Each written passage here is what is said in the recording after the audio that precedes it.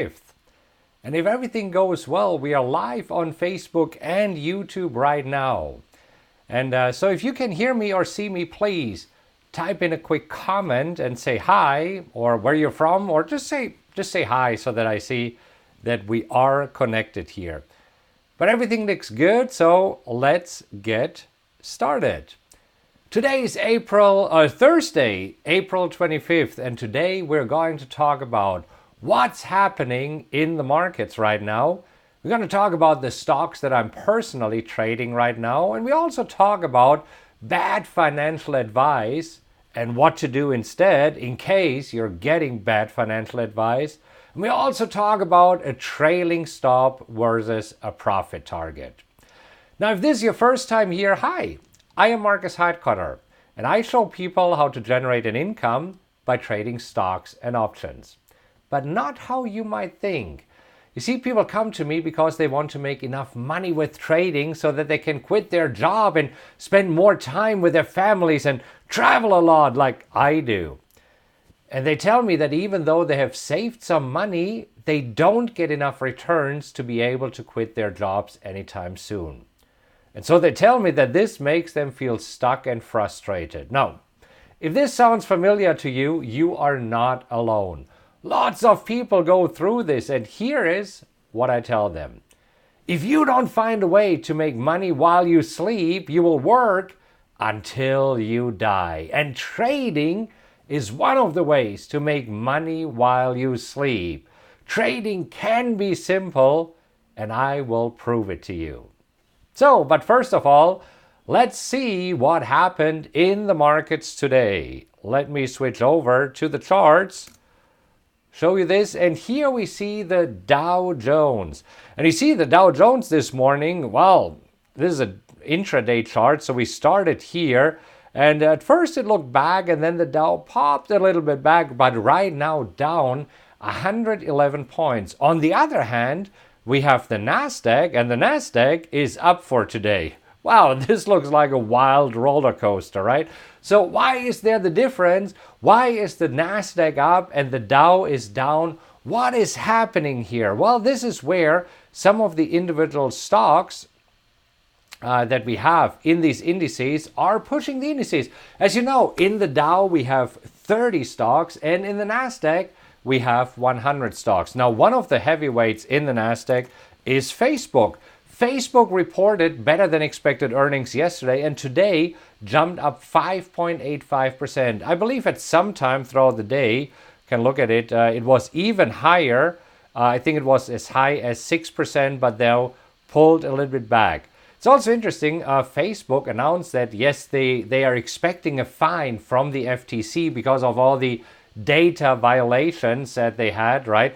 And they expect it to be around, 3 to 5 million, which is nothing for Facebook. So this is why investors here are pretty excited about Facebook. And Facebook needed this because thus far, Facebook has been lacking behind all the other indices. Now, as you can see, PowerX Analyzer, if you use the PowerX strategy, and if you look at the indicators that I like to use, like the RSI, stochastics, and MACD, then you see that Facebook was already a buy, and the indicators told you that Facebook is more likely to go up. We can go to PowerX Analyzer, take a look at it here at Facebook. You see that Facebook actually at around 172, 174, this is when the PowerX strategy would have told you, yes, it is a good stock to buy. So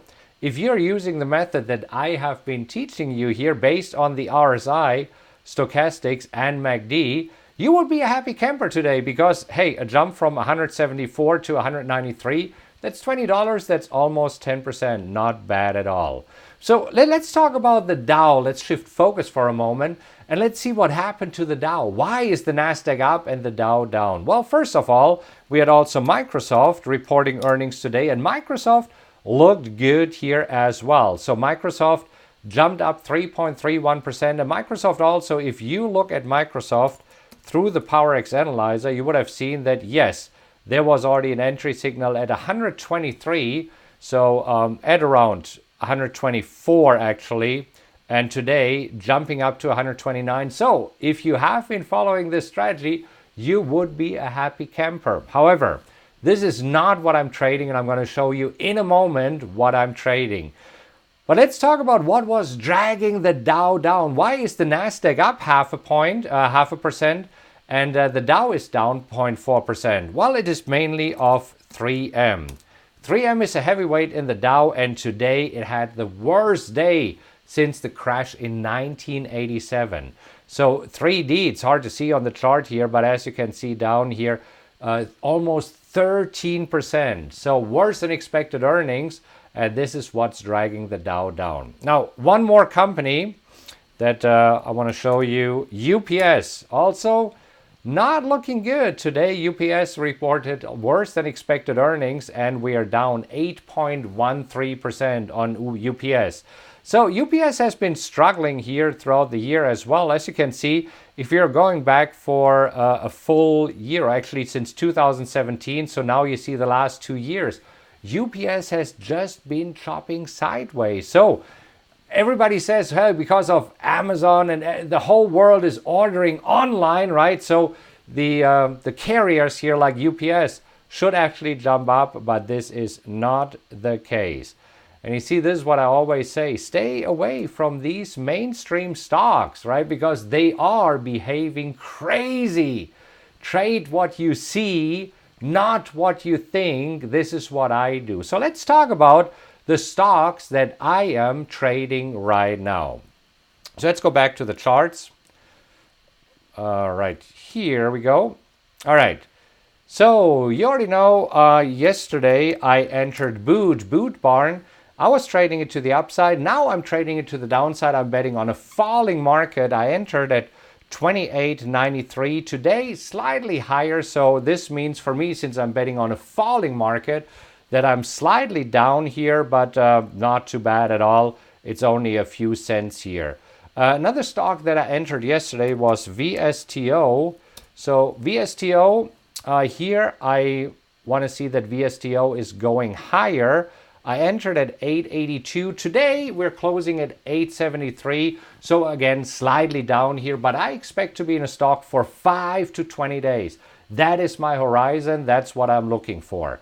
So another stock, and you know I've been in this stock for quite a while, is RYAM here. And RYAM's still in the green. Let me just zoom out a little bit so that you can see it better. I entered at 14.19. Right now it's closing at 14.81. So still in the green here, and I already took some profits on the way up. So in RYAM, I can't lose. So what I'm waiting here is either that RYAM has another push to the upside and going all the way to 15.91, what my profit target is. And if not, if there's a black bar that shows me that this stock has lost momentum, I will exit. So today I was considering a few new positions. When I do this, I run the scanner on PowerX Analyzer that narrows down all the stocks that are out there to trade to a handful of stocks that I then manually look at and where I pick and choose the best ones.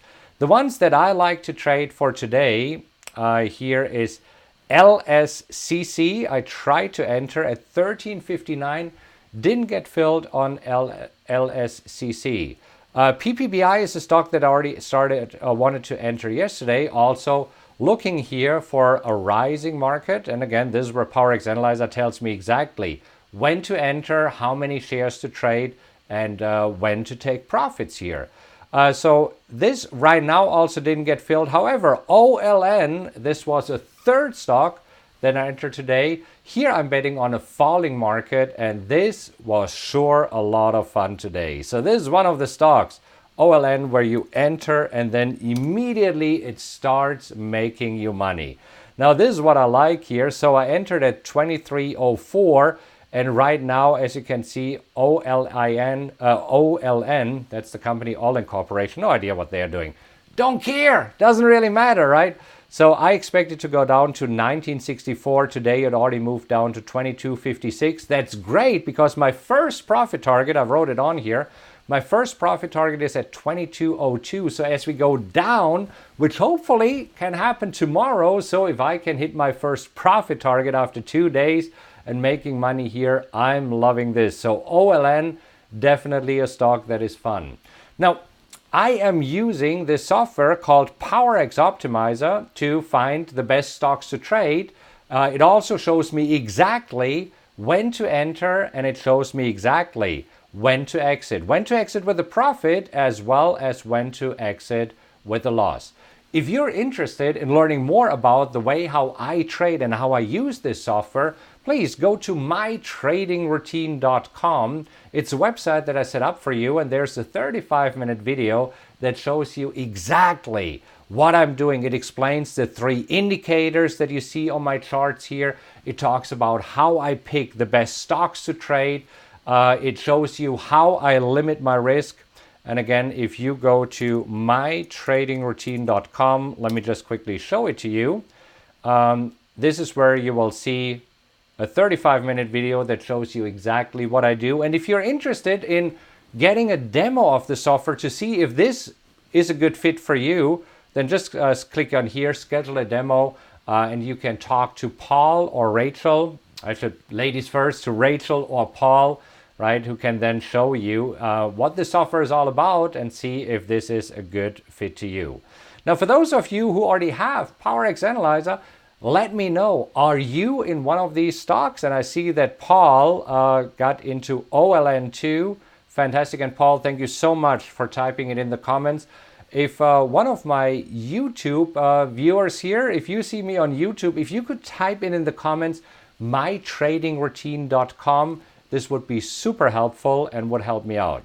So thus far, I mean, we're about to get started. We were just warming up here, but is this helpful? If so, please type in a comment. Let me know if you find this helpful, and for sure, make sure that you click the like button. It's probably the little thumbs up that you see on Facebook and on YouTube. And also make sure that you're subscribing to this on YouTube so that you're getting notified whenever I post a new video. All right. Holly says, OLN for us too. Eric, thank you so much for typing it in here. Really helps me out. Now, in a moment, we're going to talk about a trailing stop versus a profit target. But first of all, let's do this. Let's talk about something else, because I promised you we'll talk about bad trading advice. So there are a lot of financial planners and financial guru out there who tell you to do this one thing. They say if you do this one thing, you can retire rich. And you know what? They're dead wrong. So today, we're going to talk about what this one thing is, why it is really bad financial advice, and what to do instead. So let's get started. So what is the one thing that most financial planners and gurus are telling you that I think is really, really bad financial advice? Here's what it is. They tell you to have a budget. They tell you to focus on your expenses. They tell you to cut costs. Don't spend too much money at Starbucks. Save some money. Make sure that you're living below your means. And here is why I believe that this is really bad advice. Now, don't get me wrong. Living below your means, not getting into consumer debt, is good advice. But here is why having a budget and trying to save a few dollars is bad advice. You can't save your way to financial freedom, and I will prove it to you. I'm actually doing it here right now. Now, there is a website. It is called dinkytown.net. On this website, dinkytown.net, you will see that there's a bunch of financial calculators. So they're all free. It's pretty good. There is a compound savings calculator. Let's take a look at this together. So let's say that you already have $10,000 saved, right? So it could be that you have it in your savings account. Maybe it's more, maybe it's less, not that important. And let's also say that you want to save money over the next 20 years. Let's say that you're in your 40s and you say, hey, I want to retire at 65, which, by the way, I believe is way too late. Why would you retire at 65? I believe that everybody should retire at 55 because this way you can still enjoy life. Anyhow, so let's say that you're saving for the next 20 years and let's say the rate of return, so the interest that you're getting on your savings is 4%. Now I know that 4% sounds generous, especially if you look at the markets right now where you're getting 1%, 1.25% on a lucky day.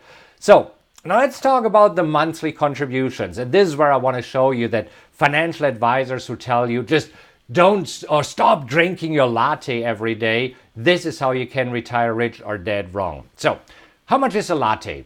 Or whatever beverage you're getting at Starbucks. Maybe it's a fancy tea, maybe it's a mocha. Doesn't really matter, right? So let's say it is $5 a day.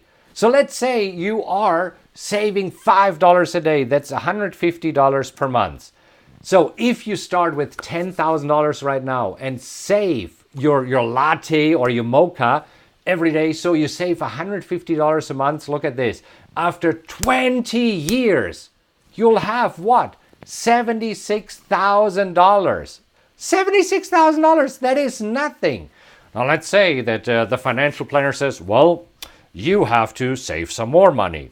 You have to find a way to save $500 a month. All right, and so you're cutting expenses, you're not going out with friends, you're not taking your family to dinner, so you're saving $500 per month. Let's see what happens. If you're saving $500 per month and you're doing it for 20 years, not going out for dinners, not having fun with friends, not having a coffee, flying economy, blah, blah, blah, right? You get the idea. Then you would have $200,000 after 20 years. Can you retire on $200,000? Of course not. Well, this is where now your financial advisor will say, well, apparently you have to save some more money. How do you do this? I mean, you tell me, is it easy for you to save $500, $600, $700, $800 a month? Let's just say you're saving $1,000 per month. Somehow magically you cut your budget. You're not doing anything for fun anymore. You're driving an old car. You're living in a trailer park home. I'm exaggerating, but you get the idea, right? So then you would have $386,000 after 20 years. So obviously this is not working at all. Let me ask you this. Is this making sense thus far? Do you now see why you can't save your way to financial freedom? Please do me a favor, leave a comment and let me know if this is making sense thus far, because then we're going to talk about what to do instead. So, if saving your way to financial freedom is not a viable way, how do you do this? Instead of focusing on cutting your expenses, focus on finding a way to make more money. So how do you do this? Now you might say, well, Markus, easier said than done, right? I mean, simply make more money. How do you do this? Well, there's one thing that will help you to make more money. One thing. Guess what it is? Any idea? Well, I'll tell you. It's your skills. It's what you know. Because think about it. If you have better skills than somebody else, you advance in your job. Here's what I believe. The most important skill for you to have is how to make money while you sleep. So you can do this through trading or investing in real estate. So you need to have this skill to make more money, and to make more money not based on how much you work, but based on the money that you invest. So how do you acquire this skill? There was a dude called Malcolm Gladwell, and he wrote a book. It's called Outliers. In this book, he suggested that it takes 10,000 hours before you master a skill. 10,000 hours? Are you kidding me? I think this is way too much. So what is the shortcut? The shortcut is you simply ask somebody who has done it. Right? So if you want to become a millionaire, ask a millionaire, what have you done? If you want to make money in stocks, ask somebody who has been making a lot of money in stocks, what do you do? And the best thing I believe to do is get a mentor. You will see that rich people will gladly share how they make their money. Rich people don't have a scarcity mindset. You see, poor people always think, okay, I shouldn't tell anybody what I'm doing to make some money. Rich people, they tell you all the time, hey, here's what I'm doing and here's why. They have an abundant mindset, right? They believe, rich people, we believe that if we share the world will be a better place. If everybody would be a millionaire, I do believe that the world would be a better place, because I also believe that the lack of money is causing a lot of problems. And you see, sharing, this is what I'm doing here. Anyhow, a key concept is what you focus on expands. Financial advisors and gurus want you to focus on your expenses. So what happens when you focus on your expenses? When you focus on it, it expands. What I want you to focus on is making more money. How? By acquiring a money-making skill. And how do you acquire a money-making skill? In the fastest and safest way possible, ask somebody who has done it, and not the financial advisors. Because think about it. Financial advisors, I mean, are they independently rich? Are they already millionaires? You should ask them. Maybe they are. Maybe they're not, right? But you want to ask a millionaire, or even better, get a mentor. Because you know what they say, show, don't tell. All right, so this is why I believe that keeping a budget is bad financial advice, and what makes more sense is acquiring money-making skill. Do you agree? Is this making sense? Please do me a favor, leave a comment and let me know what you think about it. And I know that this is controversial, but hey, this is my opinion and I stand by this. I personally do not have a budget. Why? Because I have enough money coming in, and this is what I want you to do the same. I want you to focus on making more money instead of saving $1 or $5 by not going to Starbucks a day. Okay, anyhow, let me know what you think and make sure that you are subscribing to this channel on YouTube and also on Facebook. Click on the notifications and say, I want to get notified first, so this way you always know when I'm posting something new on YouTube or Facebook. All right, so let's talk about something else. Let's talk about trading, and in order to do this, let me do the following. I want to draw a few things on my handy dandy big iPad with my fancy pen. So let me quickly connect this, and then we're going to talk about a profit target versus a trailing stop. What makes more sense? Why should you have it? Which of these two I personally use and why that is. So in order to connect this, I need to click on screen mirroring. I need to find a way to connect this. Let me just see to my computer so that we can all see this. Here is the reflector. Da, da, da, da, da. All right, I need to enter a magic code 7549. This code changes all the time, so if you want, you can remember this. Doesn't really matter. Okay, great. So now I need my handy dandy mouse. Come over here, and then I can start drawing. So where did I leave my phone? Let me see if my pencil is connected. It is. So we're getting ready. So what is the difference between a stop loss and a profit target? And what's better, a stop loss or a profit target? Or actually a trailing stop? That's what we're going to talk about today. You know what? Let me start over, because as you know, we are using these videos and then distributing them on the podcast as well as on Facebook. And I do believe that I said stop loss, and I want to say trailing stop. So let me start over here. So what is the difference between a trailing stop and a profit target, and which of these two is better? And that's what we're going to talk about right now. So when trading, you do need to have a trading system, and there's 3 components to a trading system. The first one is you need to know what to trade, right? And as you know, I prefer trading stocks and options. Number two, you need to know when to enter. And as you know, I like to use indicators to determine my exact entry point. And number three, you also need to know when to exit. When to exit with a profit and when to exit with a loss. So this is where the idea of a stop loss, a profit target, and a trailing stop comes in. So let me show you exactly what I mean by that. So let's say you have a stock, and I'm drawing it on this side. So this way we can all see it, even if I'm in the screen. And of course, a stock does what it does best.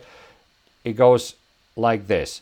And you expect, let's just say you expect the stock to continue to go up. So at some point, you're having an entry right here. So this is where you would enter. And let's say we are entering at $100. Now, you're expecting the stock to go up. So this means that you would put a stop loss below the current price. And let's just say you're using a stop loss right here, which would be, for example, at $90. On the other hand, so this is how you limit your risk, by using a stop loss. Now, the key question is, when do you take profits? And there's two key concepts. You can either have a profit target, and this is what I personally like to do, where you say, all right, as soon as you see that the stock goes up to a certain level, here, for example, to 120, you are taking profits. But let's talk about a trailing stop, because that's a question that I receive all the time. Shouldn't I use a trailing stop? How does this work? What does a trailing stop do? A trailing stop, in a nutshell, works like this.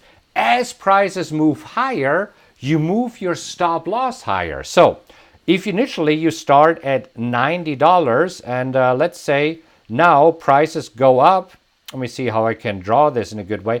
Let's say prices are going up right here to $105. As the prices move up, you move your stop loss up, meaning that you would move your stop loss right here from $90. Let me see if I can move this here to, let's say, $95. Let me see how I can do this. Yeah, I can probably just erase the $90. You get the idea. So here we would move as we move higher to $95.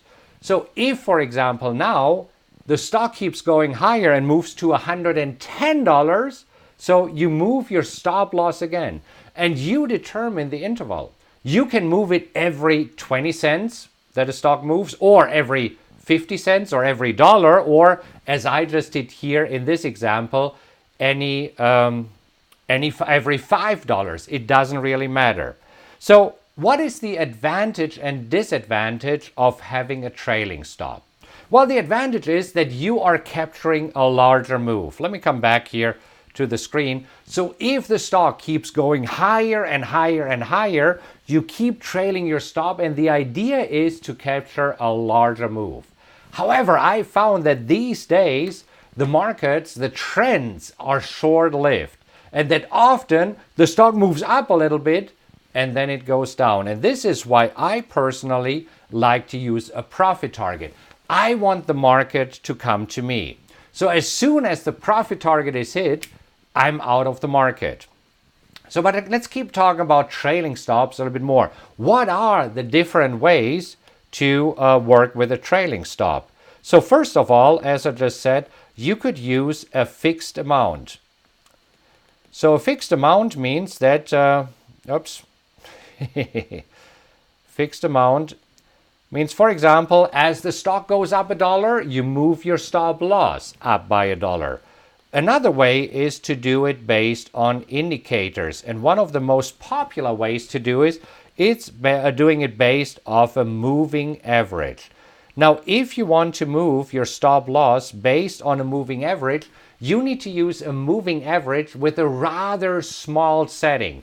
Like, for example, with a setting of 3, 5, or 7. This way you make sure that your stop loss stays close to the current prices, that you don't give the trade too much room.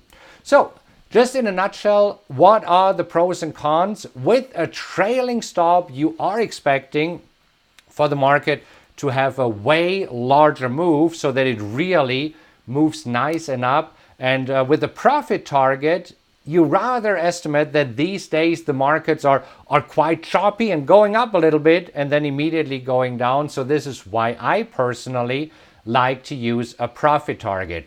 I found that for me personally, a profit target is outperforming a trailing stop, and that's why I like to use it.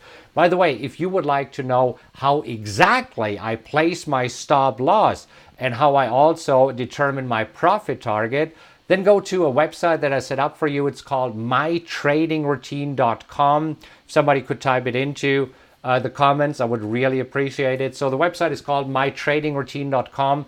There's a video that plays, I believe, automatically. It's 35 minutes long that shows you exactly how I find the best stocks and options to trade. Yes, I'm talking about options there as well. It shows you exactly what indicators I use to determine my entry, and it also shows you exactly how I place my stop loss and my profit target and why I like to use a profit target.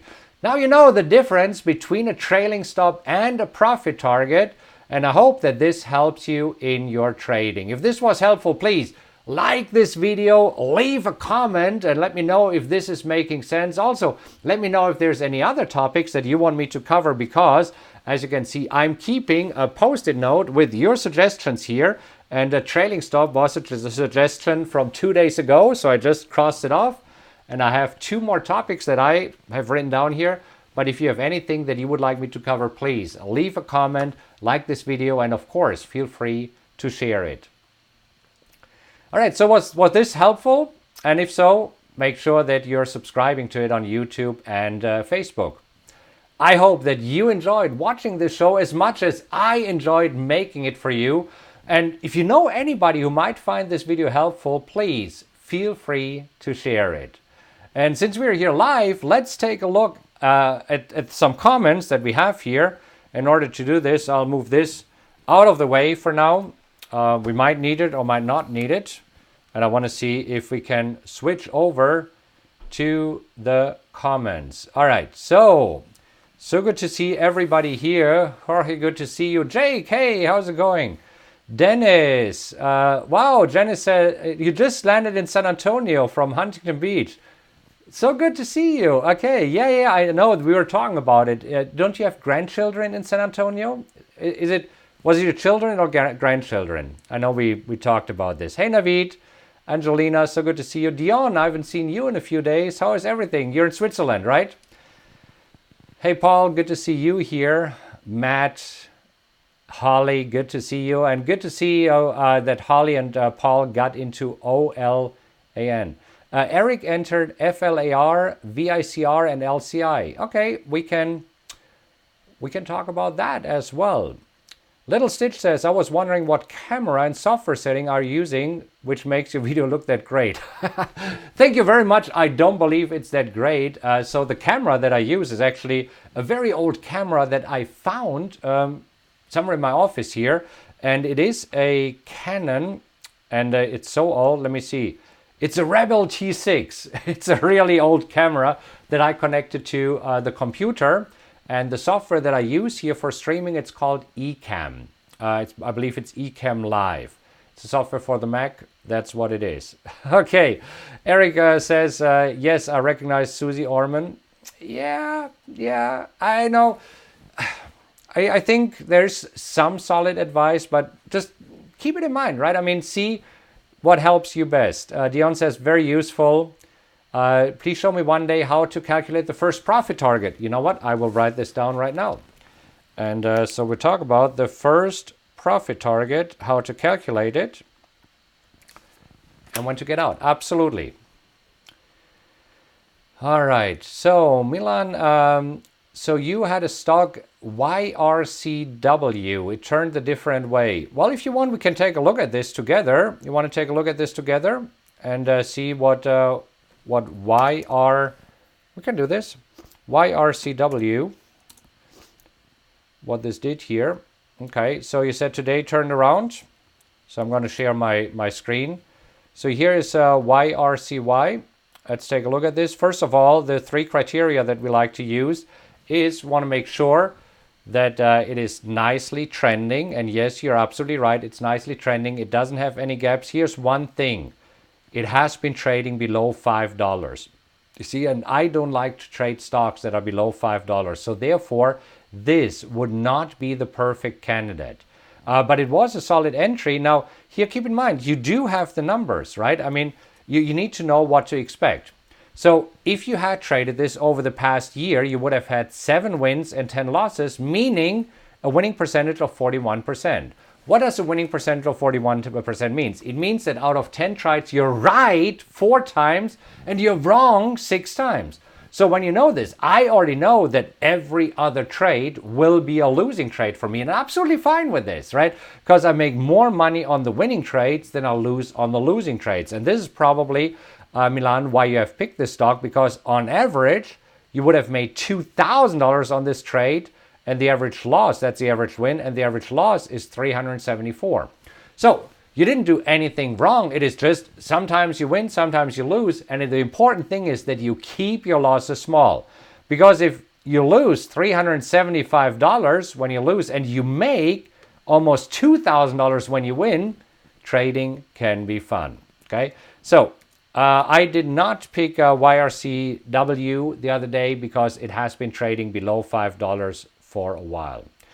All right, Breeze Amaze. I love these screen names. I ask, do you trade options or do you mostly trade shares, not options? It is a great question. So here's the deal. When you have a rather small account, and by a small account, I mean an account size below $50,000. So anywhere between $5,000 and $50,000, I believe you should trade options because options provide you the leverage to get your account to the next level. At some point, your account will be too big to trade options, and here's why. If you have an account that's $500,000, $600,000, $700,000, maybe $1 million, right? Based on your position sizing, you would have to trade, let's say, 100, maybe 200 options. And most of the options are not liquid enough. So this is why, as you're growing as a trader, you probably morph from trading options to trading stocks. Is this making sense? Okay. Good. Fantastic. All right. Lorena suggests going short. Absolutely. Eric, can you show us how to place the order in live on Think or Swim? You know what? One of these days we will pull up Think or Swim, and I'll be happy to do this for you here. Okay, so I'm writing this down as well. Think or Swim. We can absolutely do this. All right. Okay, Tony, so good to see you here. Cindy says, thank you, lots of valuable info. Okay. Milan, okay, my mentor was the best mentor in the world. An 87-year-old man without computer and without smartphone. He was an old-fashioned investor, 63 years in the market. His basic rules, use your common sense. Stick with the good, strong names, preparation, study, execution. He has a worth of, what, $47 million? Miss him. Absolutely. Absolutely. Hey, it's always great to pick a great mentor, right? I mean, a great mentor helps you to get to the next level really, really fast. Okay. So John said, hey, it said 5 years. It should have said 4. Usually, John, you're absolutely right. Usually, these Coffee with Markus are at 5 p.m. Central. 4 p.m. Central, 5 p.m. Eastern. Just today, I had to do it an hour early because I'm about to pick up my son Julius from school. So I got to go here in just a minute. All right, good to have you all there. Yes, I just looked at the clock and oh my gosh, it is already 20 to 4. My son is out of school very soon, so I got to run.